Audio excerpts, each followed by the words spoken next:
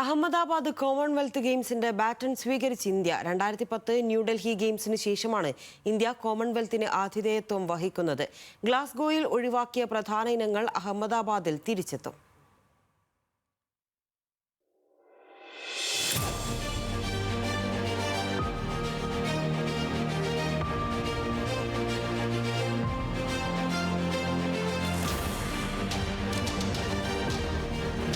ഇന്ത്യയുടെ പ്രധാന ശക്തി കേന്ദ്രങ്ങളായ ഇനങ്ങൾ ഒഴിവാക്കിയിട്ടും ഗ്ലാസ്ഗോയിൽ മികച്ച പ്രകടനമാണ് ഇന്ത്യ നടത്തിയത്. ബോക്സിംഗിലെയും പാരാഒളിമ്പിക്സിലെയും ചരിത്ര പ്രകടനത്തിന്റെ ബലത്തിൽ 13 സ്വർണം ഉൾപ്പെടെ 4ാം സ്ഥാനത്താണ് ഇന്ത്യ ഫിനിഷ് ചെയ്തത്.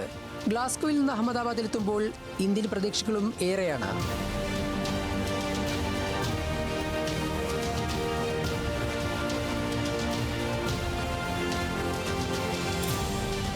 രണ്ടായിരത്തിലെ ന്യൂഡൽഹി കോമൺവെൽത്ത് ഗെയിംസിനാണ് ഇന്ത്യ ഇതിനു മുമ്പ് ആതിഥേയത്വം വഹിച്ചത്.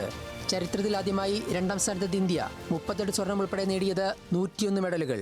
അഹമ്മദാബാദ് ഗെയിംസിലേക്ക് എത്തുമ്പോൾ ഇത്തവണ ഒഴിവാക്കിയ ഗുസ്തി, ഷൂട്ടിംഗ്, ബാഡ്മിന്റൺ, ഹോക്കി തുടങ്ങി കൂടുതൽ ഇനങ്ങൾ തിരിച്ചെത്തും. ഇതോടെ 2010 കോമൺവെൽത്തിനേക്കാൾ കൂടുതൽ മെഡൽ നേടാനാകും ഇന്ത്യൻ ശ്രമം.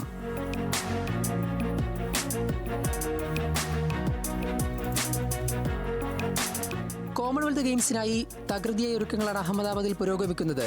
100 വർഷം പൂർത്തിയാക്കുന്ന ഗെയിംസിനായി 3900 കോടി രൂപ ചെലവഴിച്ചാണ് അഹമ്മദാബാദിൽ ഗെയിംസ് വേദികൾ ഒരുക്കുന്നത്.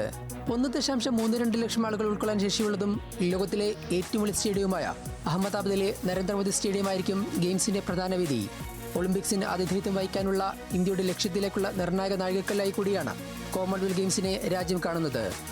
Sports desk, news Malayalam.